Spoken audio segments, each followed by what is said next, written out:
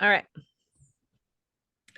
All right. I have Dave Feldman finally on my show after I've been bugging him since our low carb cruise. I need to get this information out to our athletes because we think we're fit and healthy, but it's not always from the inside out, and why we need to test, not guess, and why we need not to be afraid to eat meat and butter and think that cholesterol is going to cause heart disease. We're all going to die because we're eating butter, steak, and saturated fats. So we've got the expert who's Mr. Researcher on cholesterol, Dave Feldman.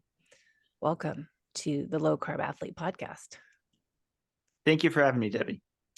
Well, let's just dive into it about your why. Why are you so into cholesterol and researching it? Well, ultimately what it came around to is I'd gone on a low carb ketogenic diet in April of 2015. And that actually inspired both my dad and my sister to go on it as well. And we were all concerned about the possibility that our cholesterol would rise, although I myself didn't know for sure either way. And they'd gotten their blood work first about 6 months in, and their cholesterol hardly budged at all, which gave me some comfort. But then I got mine about a month after theirs, and my cholesterol had shot through the roof. And so I became quite obsessed with this because I kept thinking, wait a sec, why would my first degree family members see this increase in cholesterol, but I wouldn't? And then I started learning everything that I could about the field around cholesterol called lipidology, ology being the study, lipids. And I'm not a formally trained biochemist, but as a software engineer, I saw that the system that moves cholesterol around in the body is a lot like a network. And that's kind of what sparked my obsession, along with, of course, a healthy dose of fear. I was, of course, concerned that this was going to result in me getting a heart attack someday. So I wanted to understand everything I could about it. And for that matter, whether I should abandon the diet. Yeah. So keto, and more so keto, carnivore animal-based diet is a lot of people are talking about now, but keto itself is, say, 70% fat to 80% fat and 20% protein, carbs, depending on what program you're following. But cholesterol is the big fear of people. As I said, I just talked to someone last week, afraid their client was going to get heart disease because they're eating a carnivore diet. And a lot of people doing a high fat diet, low carb, it is a fear. But so what have you found that we need to, should we worry about cholesterol? Because as I said, it's a constant fear and it's really not changing. But let's talk about what is cholesterol, because I keep talking about this too. So let you take over. What is cholesterol anyways? Because that's confusing. So cholesterol is a sterol. It's a compound found in every single cell of our bodies. It actually it's a molecule that adds a lot of structural integrity to the bilayers that form our cells, as well as in a lot of the organelles that are in our cells. It's also a precursor to many sex hormones, and it's also used commonly in the bile acids that we digest our food with. The bottom line is we're quite literally made of cholesterol. In fact, the brain itself is about a quarter, I believe, of its weight is cholesterol. It's used a lot in the nervous system and so forth. There's just all kinds of aspects that are relevant. But what is important to understand is that for reasons that we may be getting into, the body seems to have a need to mobilize and transport this cholesterol around within the bloodstream. And when it does it in these complexes, typically called lipoprotein. You could think of them as a composition of lipids and proteins together. In these complexes, lipoproteins, that L that begins with lipoprotein is actually what you are talking about when you talk about LDL cholesterol. It's low density lipoprotein cholesterol, or rather the cholesterol found on low density lipoproteins, as well as the so-called good cholesterol, HDL, or rather the cholesterol found on high density lipoproteins, HDL. So this cholesterol, not only being foundational to the body, but also being in the bloodstream, is something that's a lot of interest to me in that network I described before, why it is that it gets moved around, but also why I became so obsessed with understanding why it happened when I did go low carb. Most of our studies for people who have high cholesterol, they tend to associate with cardiovascular disease when there's some dysfunction in their metabolizing of cholesterol, or for that matter, of lipids themselves. And so that's a lot of what I'm doing right now, is trying to answer that question you just asked, which is why we're doing a study out of UCLA right now on folks like myself, and probably like a lot of the clients you're describing, who otherwise seem metabolically healthy, but who likewise have high LDL cholesterol. We really don't have hardly any data on that at all. So my short answer is, I can't answer yet as to whether we should worry. We have a lot of anecdotal data, but I don't want to speak too much on it until we have this prospective data that we're getting from this study on folks that have sky high LDL, but are otherwise metabolically healthy on a ketogenic diet.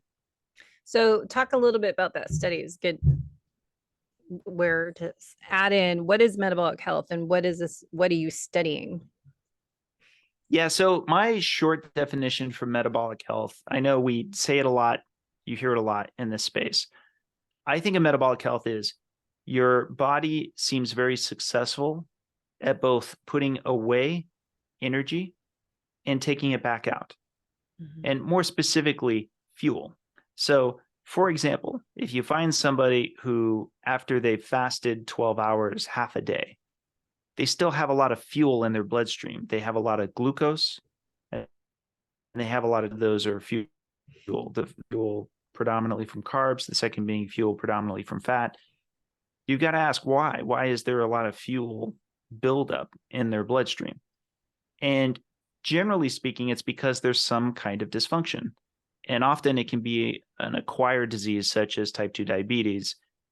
And in short, there's a parking problem, right? The parking slots are full, to anthropomorphize this a little bit. And so because there's not a lot of places to park, then you end up with a lot more buildup. And that becomes kind of important when we get back to cholesterol, because you know how I mentioned these are complexes. These are like boats that include both cholesterol. They also include triglycerides. If there's a backup, if there's a whole lot of these triglycerides in the bloodstream, that necessarily means there's going to be more of these LDL ultimately in most cases. And I want to know how much of that association of the higher LDL is more due to that metabolic problem than it is due to the LDL itself. So that's why these folks that I'm describing who are metabolically healthy, they have the opposite. They actually have a detectably low level of triglycerides in the bloodstream, in spite of also having high LDL. And what I think is going on there, Debbie, and as part of my research, like with the model and so forth, is I think we've got the opposite. We've got a lot of parking spaces open, but we have a demand to traffic those triglycerides, that fuel. And so what we're really seeing is kind of like a lot of empty boats that have just gotten done delivering a lot of their triglyceride payload. And therefore, because there needed to be more trafficking, that's why we see more of them. Very good description of the parking space is the analogy, because I think it gets confusing and too medical for people. It's overwhelming. I think that's maybe why a lot of people don't understand cholesterol and fear cholesterol, that if and relate having meat or an animal-based diet or high fat diet, either way, that they're going to raise their cholesterol from that. So do we get higher cholesterol from eating high fat foods, or what causes cholesterol if it is higher?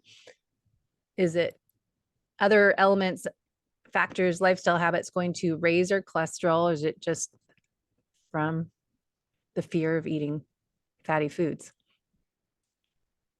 Well, that's a lot of what this model is. So I told you about when I first started becoming obsessed.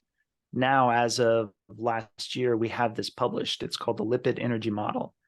And it's helping to elucidate exactly what you described. I think most people right now who are listening would probably think, oh, it's just basically how much I'm consuming saturated fat. Saturated fat is associated with having high LDL. So probably those folks that I'm describing at UCLA, they're just having a lot of saturated fat, and their higher LDL is because of the higher amount of saturated fat. And I'm here to tell you that I think that's actually a component, but it's a much smaller component than you may realize. The three different factors that we think are highly relevant in those folks who are very low carb is A, the low carb itself, the lower carb you are, necessarily the higher fat trafficking you need to be. So you are going to be some level of fat powered by necessity, because you're either getting it from carbohydrates or from fat. The second one is how lean you are. This is a very important component, because folks who were on the diet originally, a lot of them were coming from, say, obesity or severe type 2 diabetes. They tended to have a BMI above 25. And that's why you didn't see a lot of these quote unquote hyper responders up until just recently, because keto, and for that matter, just a very low carb diet, it wasn't popular with lean athletic folks before now. And now, literally in just like the last 5 to 8 years, we see a lot of people coming up in this phenotype that's of interest to me and my research, which are lean mass hyperresponders. That's what we call them. It's because they tend, observationally, they tend to be leaner. And then lastly, there's the actual athleticism itself, especially cardio. So your heart, my heart, it runs all the fuel. It burns through quite a bit. But there's a lot of research that shows that in particular, those cardiomyocytes, the cells that make up the heart, for example, they love triglycerides that come off of these lipoproteins. So if you get somebody who's very low carb, who's very lean, and who's also very athletic, especially in a cardio fashion, they have a very high likelihood of being one of these lean mass hyperresponders. Now, on the other side of it, there are things that can lower LDL. For example, many people are on a keto diet that's high in fiber. That creates more demand for the bile acid sequestration that can be relevant. People who do more resistance, if you're doing a lot of bodybuilding, a lot of muscle building, I posit that there's a higher degree of, not to lose too many people on the geek talk, but something called endocytosis. Literally, your muscle cells, your skeletal muscle, are quite literally consuming more of those lipoproteins because they're made of the same thing that your cell bilayers are made of. So for muscle tissue growth and repair, you're quite literally just eating more of these lipoproteins directly. Mm-hmm. And of course, there's medication. You can also take meds that upregulate LDL receptor and so forth that can bring down your LDL levels. But getting back to the core of the argument making is dietary cholesterol and or saturated fat the predominant factor as to why these folks that are at the center of my research seeing the high LDL levels they are? I would say they're probably less influential than the three levers I mentioned earlier. So with the tests that you're doing at UCLA, what are you looking for to qualify to be in the study? So is there like certain specific numbers on body composition percentage? Do you have to be, what are the ranges or the qualifications to be in the study? You said a few of them, but specific. The top line qualifications are your LDL needs to be 190 or higher. And that's to the guidelines, that's considered hypercholesterolemic by definition. In fact, you're supposed to be on the maximally dosed statin if you have an LDL of 190 or higher. But an HDL of 60 or higher and triglycerides of 80 or lower.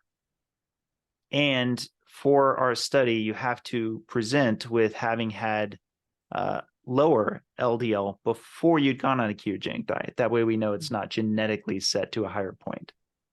So if I'm remembering it exactly, your LDL needed to be at, I believe, 130 or below and rise to 190 or whatever that rise is, it needs to be at least 50% or more.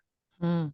And so we got 100 participants that met this. There's additional criteria. You can't have, say, a prior diagnosis of diabetes or heart disease or anything along those lines. This is prospective data where we're intentionally going for folks who have low cardiovascular risk factors. But the study is that we're not just confirming that blood work. We're having everybody get what's known as a CT angiogram. CT angiogram captures both the calcified and non-calcified plaque in the coronary arteries. It's very high resolution, and it's arguably the most advanced non-invasive capture of the geography of these hearts.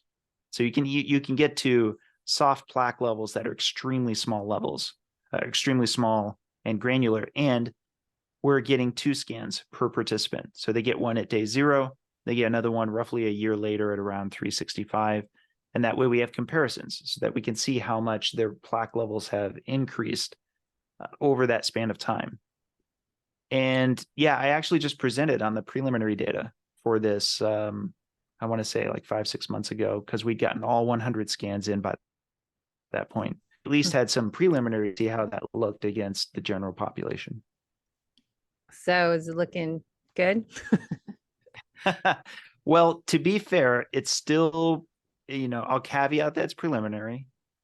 I will say that the calcification at baseline is comparable to a low risk population, or rather a population with 0 risk factors per a study known as the CAC Consortium. So how does it look at first glance? Well, the average age for our population was around 55. I forget what the total cholesterol level was, but the LDL is around 260. So that's pretty high mean average. That's in the top 10% of the top 1% of the population. And they also had high HDL, low triglycerides. But naturally, I was very curious because the calcification would be kind of the first broad stroke test. And I wanted to see what that would look like. And indeed, we do have some folks with, say, a calcification that's considered on the more concerning level. I want to say we had like 3, maybe 4. But if you randomly grabbed 100 folks who were in the 0 risk factor category in general, who were asymptomatic, they didn't show any signs of heart disease or so forth, you're going to have about, according to the CAC Consortium, about 5 or 6% at that level. So technically we were lower in that stratification of high risk. But on top of that, we were comparable in that most of these folks, even though the mean age was 55, most of them had a 0 CAC. So that's at the other end of the spectrum, and that's the majority of them, which is kind of important because the average time that they had been at these levels was 4.4 years. So that prelim data does look exciting. It does look encouraging. But again, I'll give that normal caveat. It is still preliminary. We still haven't done a more granular match, which we intend to do with another study called the Miami Heart study, which is getting also CT angiograms, not just coronary artery calcification. Yeah, I think a lot of our listeners would fit into that category. 55 and older, his average age is 55, but just the LDL. Because that's when I hear so many people come to me wanting to do my health investigation program, coaching athletes, looking at labs, investigating, are you healthy from the inside out? But a lot of people switch to a higher fat, low carb diet, and they get these numbers and get afraid and think they need to go to a plant-based diet and be vegetarian because they're going to get heart disease and die because they're eating all this saturated fat. So it's confusing for sure. So it's great what you're doing. Anything on the LDL, the particle size? We used to always talk about, looking at LDL is high, but what is the particle size? So is there any breakdown of the type LDL that we should look at? This is one of those places where it becomes challenging for me because I know this is where I'm going to sound even at odds with a lot of people inside of keto. I'm not as interested in the quote unquote small dense versus big fluffy discussion. The reason being is because I still very much believe that the lipid profile, that stratification of what those lipids look like, are very much more the result of rather than the actor. So they're more the consequence than the cause. And the smaller dense LDLs, the higher proportion that tends to associate with those folks who do have who are metabolically challenged, who have, for example, type 2 diabetes and so forth. If you have high triglycerides, for example, it's more likely than not that you have a higher preponderance of small, dense LDL particles. And there's many possible reasons for this. But again, kind of getting back to the parking issue, what you tend to find is as those complexes, they start out triglyceride rich and cholesterol poor. And you could say it's their job to start out big and to get small, these ApoB containing lipoproteins. Start out big. What are they mainly letting go of? They're mainly letting go of that triglyceride cargo, the fuel, especially if you're powered by fat. And as they're letting it go, these particles normally become cholesterol rich and triglyceride poor. They've mainly let go of their triglyceride cargo proportionately. Those folks, these studies that show small, dense LDL particles, they tend to have a high amount of triglycerides per LDL particle compared to people who are metabolically healthy. So one of the key pieces of information I'm interested in are these folks that are at the middle of our study. How many of them are going to show a profile that is going to be cholesterol rich and triglyceride poor for those small LDL particles, even when they're the same size as those who, say, have type 2 diabetes? The reason I'm drilling in on this is because if you think of these things as kind of having a manifest, if you will, right? Like the boat has a manifest of what's been going on. You're going to find that those in the type 2 diabetics, they've had to do a lot more rearranging of the cargo. You can almost call it, moving the deck chairs between each other through a protein called cholesterol ester transfer protein. You don't need to remember that. You just need to remember this. They're exchanging lipids between each other more inside the bloodstream because they're not succeeding at delivering it. And that's creating these different types of lipoproteins that they're seeing this association with. That's my hypothesis. And that's why when you look at a healthy person, whatever diet they're on, the composition of those lipoproteins says a lot about what's going on that resulted in them. So it's very instructive to see what a boat's status is at the end of its journey. But the problem is, if all you can do is see the boats from a distance, then you can create associations and assume that those associations are causal. And I push back on that. I don't think that's what's happening. Rather, I think that we're seeing these associations of small, dense LDL particles, and there's more of these kinetic assumptions where it's like, oh, so they must be able to fit more into, the arterial wall or through gap junctions or things like that. And the engineer in me is like, I'm sorry, it doesn't make sense. Why would small, dense LDL particles associate more with atherosclerosis, but the big fluffy LDL doesn't? But then one size up, VLDL, associates more with atherosclerosis. It doesn't seem to be a size gradient, or else it wouldn't look this way. So that's why I'm drilling into it a bit more, is because until we have a study like this study, until we can actually dig in and be like, now, wait a sec. For example, I know a lean mass hyperresponder who has small LDL, as in it's the small stratification that's at 22.5 nanometers. I know I'm getting a little geeky, but I'm gonna summarize this in a second. In absolute numbers, he has very high levels of quote unquote small LDL particles. I make that distinction because as a percentage, that's actually a small percentage. It's like 25% of his total LDL particles.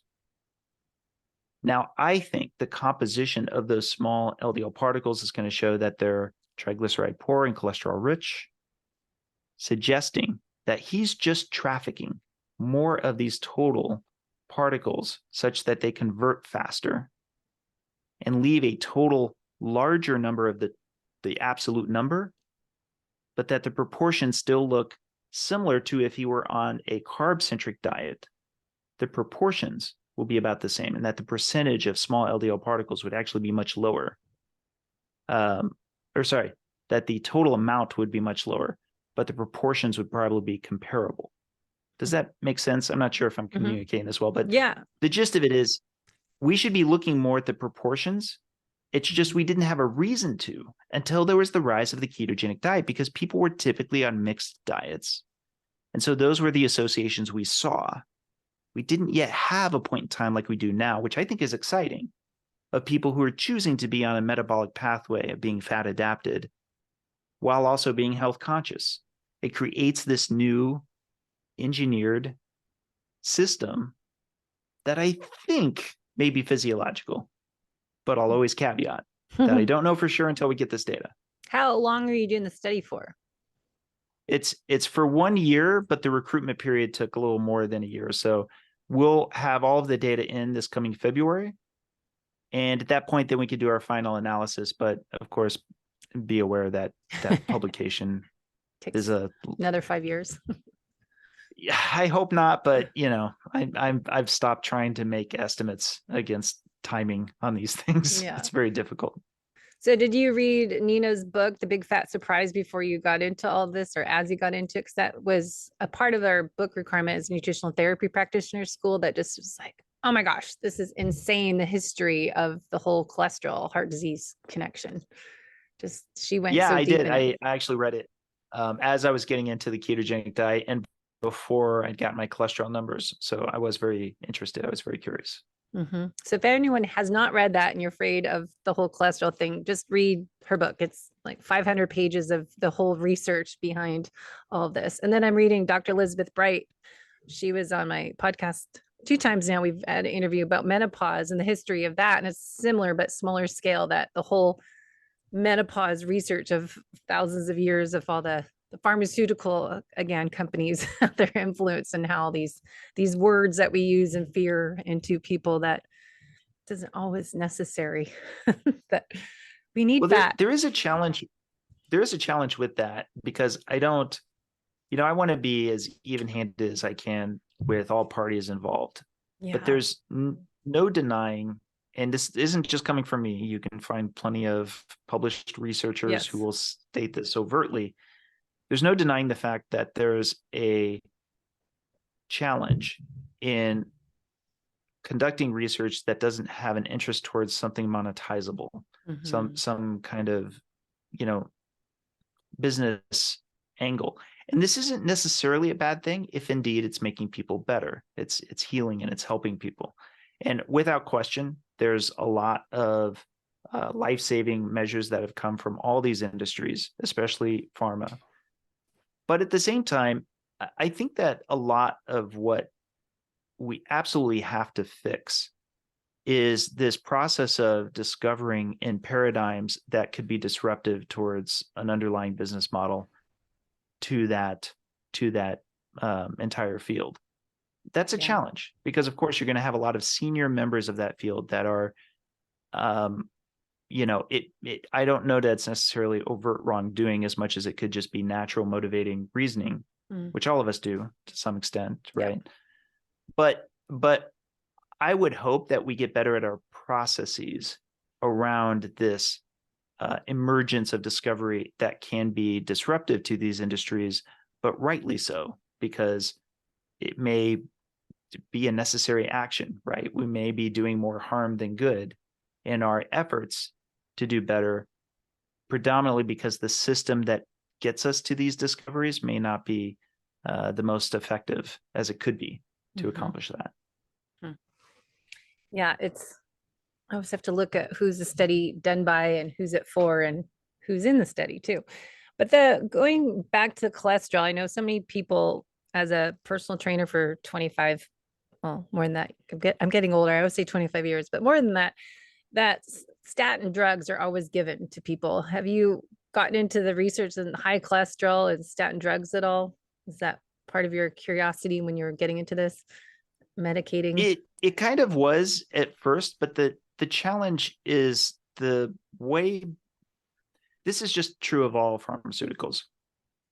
There's a kind of survival of the fittest of the drug that works versus the drug that doesn't. So when you're doing a meta-analysis of all drugs for a given ailment, you have to recognize that there's some unknown number of drug trials that have succeeded at changing numbers associated with that ailment that they're attacking, that you may not be able to figure into the larger meta-analysis. So for example, if a drug succeeds at lowering LDL, but increases mortality such that the drug is not released at all, doesn't go to market, or for that matter, it does go to market, but surveillance data suggests it should be pulled back, that's considered a failed drug trial. But the data that the LDL was lowered and not necessarily as efficacious, that doesn't end up in these larger meta-analyses. And again, this isn't to suggest that the meta-analyses themselves are fundamentally flawed, because we don't know what we don't know. But it is the reason why I don't find that data to be quite as interesting. That, alongside the fact that drugs that lower LDL have varying levels of outcome, which already to me says because you already have drugs that are doing multiple things, not just the one thing, you have to account for how much that could be relevant to the overall effect. So for example, in the case of statins, they're known for being anti-inflammatory, and there's a lot of speculation as to whether the reduction in cardiovascular disease has more to do with the anti-inflammation than it does with the LDL lowering. And I can't speak to that too much other than just to say that there's a lot of published information on that. But that is a challenge to me, because I do believe cardiovascular disease should be looked at through the inflammatory lens, because I think that's highly relevant. I definitely think, and it's now well acknowledged, that atherosclerosis is an inflammatory disease. The key debate, I think, right now is whether or not the retention of LDL particles induces that inflammatory cascade, or whether the inflammatory cascade results in the higher recruitment of LDL particles. And there's a lot of new research on that, particularly with transcytosis, that shows that indeed there's greater transcytosis. Sorry, another technical term. Trans being transport, cytosis being related to the cell. Yeah. What I mean by that is there's greater capture of LDL particles from the bloodstream by these cells that line our vessel walls, called endotheliums, endothelial cells. The whole thing's an endothelium, that transport LDL particles into the subintimal space. And I think, but this is a hypothesis, I think that that's highly relevant, because it could further suggest that LDL particles are actually recruited to sites of inflammation as part of the immune response, which to me makes sense, because they have, for example, alpha tocopherol, which is an antioxidant. They bind to pathogens. I think that they're used in tandem with macrophages. But again, my usual caveat, I'm doing a talk on this right now with transcytosis, and particularly the relevance of inflammation as it associates with it.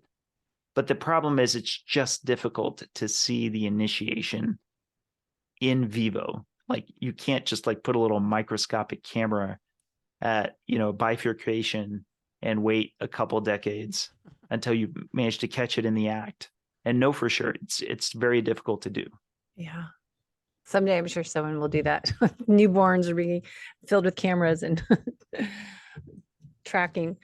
So with people scared of cardiovascular disease, is it possible to, look at ownership of our health and be preventative, that, okay, I don't want to die of cardiovascular disease. What should I do? Yeah. I mean, look, there's no substitute for the actual detection of the disease itself. I say this to family members, and while I'll caveat this isn't medical advice, I'll just tell you what I tell my family members, which is, if you are at any reasonable risk of cardiovascular disease, one of the first things you should consider is a CAC, coronary artery calcification test. It's unlike the CT angiogram, it doesn't require any contrast dye. It's usually something you can pay for out of pocket. I've seen them go for as little as $50 up to $300. But if you go and you get that done, depending on your age and depending on your prior lifestyle, like if you've had kind of a not the best diet through your life, you've not been too healthy, don't be surprised if you get a score above 0. But many people watching this now will potentially have a score of 0.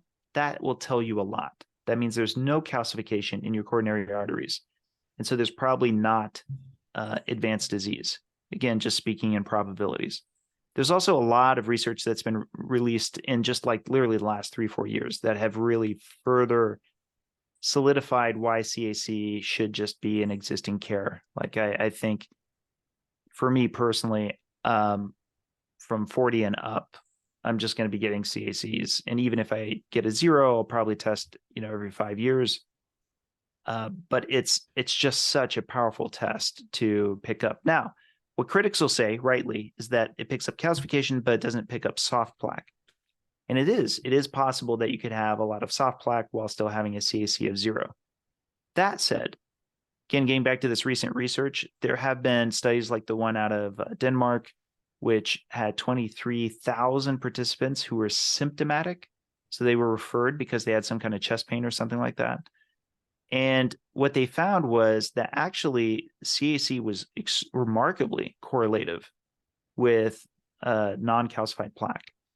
So generally speaking, depending on how high your score was, it tended to be highly associated with how high your non-calcified plaque levels would be.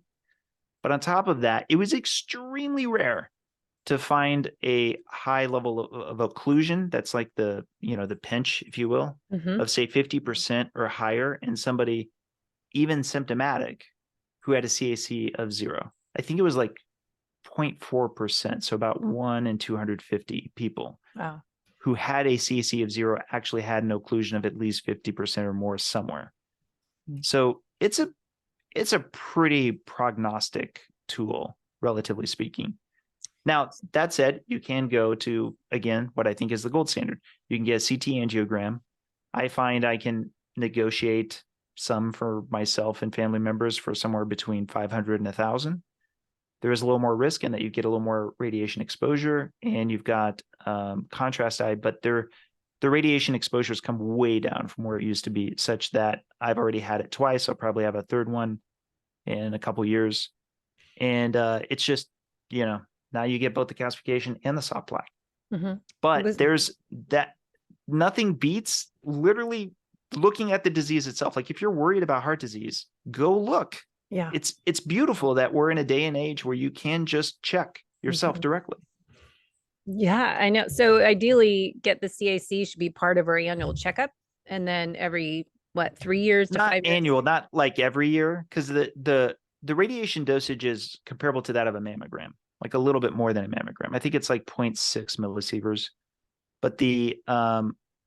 But I am, again, trying not to sound advisory in any way, but I think because of just how low dose it is, I could see us getting to a point where we're just doing it more often with people who are like 40 at like their 40th, birthday or around thereabouts.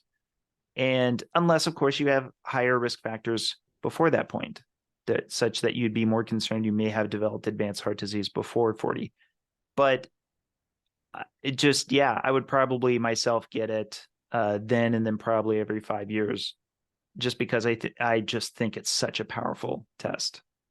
I just was thinking how, if you have family members that passed away, like my dad, for example, passed away last summer and he had heart disease, but 10 years ago he had heart attack, but I always found it was more possibly stress related. Of course, they don't always look at insulin and other inflammatory markers and really look at the why. But if you have had family members that have passed away from heart disease, would you, if it's a lot of it lifestyle behavior, but how do you know if it's more genetics and epigenetics? And should you just do this test anyways because your father or grandfather passed away, or mother, whoever, of heart disease? Yeah. Take ownership. Family history of heart disease is very relevant. I myself have technically, I say technically, you'll see why in a moment. Technically, I have family that have family history of heart disease. The catch is that I do have lots of people who've lived very long. all of the ones who've lived very long, it's a perfect score. All of the ones who've lived very long didn't smoke or drink. All of the ones who died earlier of heart disease or stroke, smoke and or drank, a lot of them both. And so we kind of have a little bit of an A/B test within our own lineage. And let me just state once again, in case you never get this enough times, don't smoke. Smoking is really, really bad on the heart and lots of other things, but especially the heart. And yeah, try to limit drinking from getting too out of control. That's funny. My client, we're always talking about people in Italy or other Europe, they can have wine every night and have drink. And he always says, how come they can drink all day long? Go to lunch, they have wine, go to dinner, you have wine. And then, over here, North America, people drink and they have more health issues with alcohol. It's just, I know my opinion, having been there many times, both with food and with alcohol, they are not bingers. So if they're consuming, I mean, it's very food culture specific. They tend to consume, like a meal itself will tend to be a longer span of time, whereas we're more likely wolfing things down quickly. I would say that. And yes. same thing with alcohol. Like if they open a bottle at a table, it's that bottle for like a long time. Like a very long time while people are chatting and relaxing and chilling out. And that seems to be the same thing with even smoking from what I've seen. It's interesting because you really can't see the contrast in that over in Europe, they're taking their time more. I think it's a broad generalization, but generally they seem to be just taking their time more with things related to leisure. And they kind of think of meals as more leisure, not something you're injecting in the middle of a very busy day. And I think that's very relevant to the health outcomes of how you're treating the things you put into your body. I know. I always make fun of or not make fun of, but just compare how Europeans eat at lunchtime. And we go there, you have to ask to get the bills. All right, I'm done. Half an hour, I want to go on with my day. And then you have to say, I want to leave versus, the locals are sitting there for about 3 hours having a conversation over a meal. And us Americans eat so fast and inhale it and move on and stressed out all the time. So no wonder why we have more issues. I would notice several times when walking around the city, like I would loop back and then go by another diner that we had seen from like 2 hours earlier and still see a lot of the same people sitting in like because a lot of these are outdoor seating areas. Yeah. And I'll add one more thing too, which is just that also in going just about everywhere, there's so much more public transit that requires much more footwork. You're on your feet a lot more in these other countries than we are, where we're getting in our car in the garage and then getting to the work and then stepping out to go into the office. Whereas often just to transverse these, everybody's walking a lot more. If they're getting on the tube in London, if they're getting into public transport in France, whatever, it's just built into the day that you're going to be moving a lot more just in day-to-day life. And I think that's also really healthy. Yeah. I used to always sell that point to clients when they want to do a half marathon or they're I can't do one. I go, when you're in Europe, how many miles did you walk a day walking? He does walk a lot more. You usually do 8 miles walking. So going back to nutrition, and with a lot of people doing, like Dr. Ken Berry, we're talking on the cruise, the more of a butter, bacon, eggs. I'm missing the beef, meat diet now. Beef, butter, bacon, eggs. Yeah, the BBB and E, and plus the smash, the anchovy, sardines, and getting the fatty fish. So a lot of people it seems that's suddenly really popular right now, is the thing people are experimenting with. Have you listened or paying attention to anybody's research afraid of, they're going to have high cholesterol and get heart disease, and they're doing their labs? Are you seeing more on that? And then we'll get into the lab testing itself. But what are you observing in that field or new diet? Well, definitely plan. What you just described is an extremely low glycemic diet. I'm right now, I'm on what I call the baseline diet. I call it the baseline diet because I do it for a lot of experiments, and it's just 3 ingredients. It's I'll be hot dogs, hard-boiled eggs, and Colby Jack cheese. And part of what is kind of a nice, I guess you could say, when you're trying to do some kind of reset with your diet is to break things down to such minimal number of categories and to like particular food types, because I think a lot of our difficulty is in like you're going into something like keto, and now there's a huge selection of different keto products. There's all these recipes, that kind of thing. There's actually a kind of comfort that can come from just being like, I'm going to, for a span of time, I'm going to have just these foods, and that'll make my life easier. And then I don't have to think that much about the foods I'm going to have outside of this. So I can understand why that becomes a lot more popular. Now, to the thing that I mentioned earlier in the podcast, yes, I think if it's very low glycemic, if you're very low carb, and again, if you're lean and metabolically healthy, and especially if you're more cardiocentric, I do think your cholesterol levels will go up. But to expand on what I said before, I don't believe that the cholesterol being seen in your blood is reflective of what you're consuming. In fact, most of the cholesterol that you have in your diet is in the form of something called cholesterol esters. What that means is that the cholesterol molecule is actually attached to free fatty acids that make it bulkier. So most of that actually passes through you. A lot of people don't realize that. You absorb more of the free cholesterol, which is to say it's not attached. It literally is the molecule all by itself. The vast majority of the cholesterol that's in your body right now, your body made. It was mostly produced at the liver. And that's kind of an important component to bear in mind. Now, it's true, as you consume more foods that have free cholesterol, you will absorb more. And then interestingly, your liver will produce less as a result. It'll compensate differently. Conversely, if you consume no cholesterol, if you're on a plant-centric diet, your liver will produce more cholesterol to try to compensate for that. But on a plant-centric diet, you also have more fiber, and therefore we get back to the demand, bringing down the total traffic that's found in the bloodstream. But that said, I have yet to find any research that shows if you've got low levels of cholesterol because you're just failing to launch them into the circulation in the first place, that it comes along with good outcomes. So folks with something called A-beta lipoproteinemia or familial hypo-beta-lipoproteinemia. Again, I know those are mouthfuls, but they're basically folks. Yeah, they're folks who don't launch those complexes into the bloodstream in the first place. Like if you have a problem making ApoB lipoproteins to comprise these complexes such that they enter the bloodstream, you end up with a lot of issues. For example, you'll need to megadose fat soluble vitamins because that gets trafficked, CoQ10, which is another important antioxidant. But on top of that, folks who have these diseases, they tend to have stunted growth. They tend to have failure to thrive. They tend to have, how I mentioned the central nervous system, it tends to be very cholesterol rich. Well, they tend to have a lot of neurological issues, which I believe is in part because they're not getting enough supply out of cholesterol in the form of lipoproteins to like astrocytes and so forth.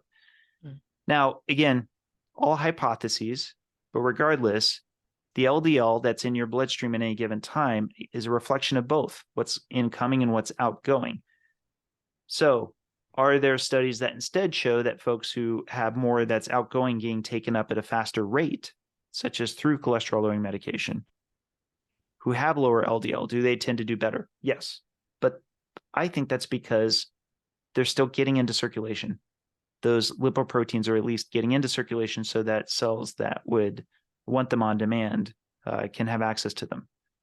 So getting back to what you just mentioned with these specialty diets that are kind of like multiple removal diets that are low glycemic, yeah, I would expect cholesterol to be getting higher. How much that's detrimental or not detrimental at all? Well, that's what our study will hopefully help us find out. What's the Goldilocks effect of everything we say? Not too high, not too low. What's the optimal amount that creates health, I guess, metabolic health in a positive way? Live longer, live your best life. because know what you don't know. I think, because again, I think that's more, I think the standing levels of LDL are more a consequence than a cause. And so let me put it this way. I think it's much, much more likely that we're going to continue to find that HDL being high and triglycerides being low are just far more relevant, not just to cardiovascular disease, but to a host of other diseases related to metabolic health. So I do love a lipid panel, even if it turns out that LDL is less relevant than we all thought, because of it also showing HDL and triglycerides, which, as you know, some might call it a poor man's proxy for hyperinsulinemia. Odds are if you have high levels of standing insulin levels, you probably will have a low HDL and a high triglyceride. Because again, you probably are back to that point where you've got a parking problem. And that's resulting in more effort on the body to try to park things, which usually results in more insulin. They look at the HDL being really high. I remember when I started keto, I don't know, 15 years ago, I remember my HDL was super high and they're like, oh, your HDL is too high. You're eating too much fat. But it's not just that's that. that's another association. And Yeah. oftentimes the studies that show that high HDL associates with worse outcomes, especially all-cause mortality, is they need to stratify for alcoholism. Alcoholism can result in extraordinarily high levels of HDL. And there is a period of time where HDL can be high and triglycerides can still be low before a lot more of the ectopic fat sets in. But once that happens, then both HDL can be high and triglycerides can be high. So until we have studies like ours at UCLA, I think I'm not sure, but I think our average LDL is in the 90s for our group. But I know many folks who have HDL in the low hundreds and even some in the mid hundreds, like say 150 or 160. But that follows our published energy model, because HDL cholesterol, we posit, is downstream of the turnover of those initial lipoproteins, the ApoB containing lipoproteins. So as they're releasing more and more, they as these things shrink at this level, they have to shed phospholipids and free cholesterol, which are part of their shell. So as they're getting smaller, they're kind of making a mess. And that mess, especially the phospholipids and free cholesterol, are being picked up by the HDL. You know how I said LDL particles, or rather, I should say, ApoB containing lipoproteins, they start big with cargo and then get small. Well, conversely, HDL starts small and gets big. And it's supposed to, because it mops up, if you will, the leftover lipids that are coming from this process of releasing those initial cargo. So when they do, they get bigger and bigger. Well, necessarily then, if you were trafficking more on these ApoB containing lipoproteins, if there's more of these coming into circulation, more of them getting turned over, we would expect that there would be higher HDL. That's part of what helped connect the model, is now it could make more sense. I'm sure you'll find many clients that if they take on more carbohydrates, they'll see their LDL go down, but likewise, we'll see their HDL go down. It may still even be high if they're metabolically healthy, but I think it's an indication of turnover when all else is kept equal. So much to track. So, well, I want to get to owning our labs, looking at lab testing, which ones to get and track, but the exercise, stress, sleep, fasting, all these different factors. Can you, I guess, in your study, track any of that, or heart rate variability? I mean, there's so much you have to stay out of and keep specific, but with cholesterol and eating a higher fat, low carb diet, just with the impact or influence of any consistent exercises, endurance or HIIT training, be interesting. And then levels of stress, measuring their HRV, and then measuring their quality of sleep, deep sleep and REM. There's so many things to rabbit hole down. Oh, look, I want to study all of them, but yeah, budgets and control, particularly in free living people over a year. No question. If somebody out there who's listening to this, wants to throw us a few $1 million, I'd love to put everyone on Oura rings. I'd love to have persistent CGMs on all the participants. I would love to gather as much of this is something I've talked about before, and I'll just say again, I think if we could just get even 1,000 people to just be high frequency testers. So they would live their normal life, but effectively they have what might be considered a part-time job of just being highly studied all the time. So they're getting blood work constantly. They have all sorts of wearables on, and they're carefully logging all the food they're consuming, as well as taking regular metrics like their weight and composition, scaling, all of that stuff. Mm-hmm. I think so much amazing data could come out of just doing that. And they would kind of serve as a matched control for so many other studies, because you're getting such a wide spectrum of markers in composition to each other.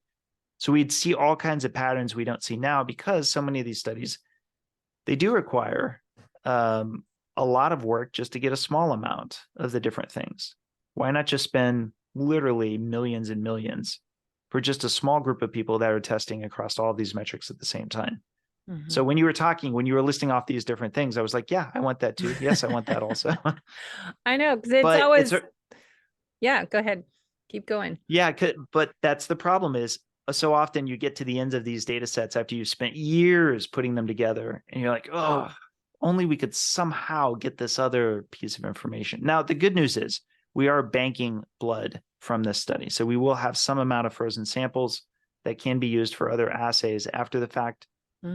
That said, it doesn't pick up the things you were mentioning that we would get from things like wearables. I'd love to know sleep quality of the lean mass hyperresponder group. I'd love to know total steps per day.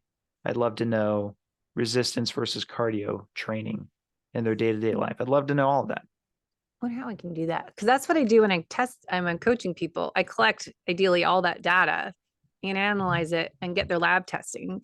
And then I'm trying to pitch this to naturopath doctors, functional medicine people who want to make a difference in their client, that they need to do this accountability add-on service for their clients, instead of let's come back in 6 months and do these labs again, follow these recommendations, but have someone as myself and other coaches, practitioners, to help be that liaison to help be accountable, and let's track all this data and input it into Practice Better or Heads Up Health or Training Peaks, whatever, and track it all, because it's so much information, get feedback. So anyways, but let's finish up. We got a couple minutes on your lab testing. How do people get started in testing, and talk about your service website? Yeah, so ownyourlabs.com is the platform that we're doing it through. And as you mentioned before, we also have a number of bundles that are related to specific things. Like we have a heart health bundle, we have a citizen science bundle, but we also have a basics bundle, the things that we consider to be most relevant. For example, beyond CBC and CMP, which you might be getting with your typical doctor, we like fasting insulin. And we also like C-reactive protein, which, is a fantastic inflammatory marker. Both of those are not as commonly ordered as you might think. And of course, lipids are of special interest for us. But yeah, the whole point of Own Your Labs is there's more and more doctors that are moving to concierge service. So we want to help them to be able to just send their patient, because a lot of times they'll tell their patients, just go and get your own blood work, but also to empower patients themselves who are like, well, I want to get fasting insulin, but I can't get my doctor to order it. Yeah. So can I just get it, privately for myself, and then be encouraged by us to take it to their doctor, but that it's ultimately, their choice. That was kind of the whole point. Now, there's another aspect to this. Part of what incentivized us was that I also wanted to use the opportunity to incentivize the user at the end at checkout to allow for submitting their anonymized data to a data archive that we would make available for citizen research. So both formal and citizen scientists alike can do further research for those folks, like we've been talking about through this podcast, for which there's not a lot of data on. So being able to also have that blood work automatically added in, but then anonymized, where their first, last name, date of birth, location, all that stuff is taken out. So it's just the direct demographic metrics along with the blood work helps. That way people can also help with citizen science overall, which is a key goal of ours. So I love that you can do both. You can both get your private blood work, but you can also kind of help out the community.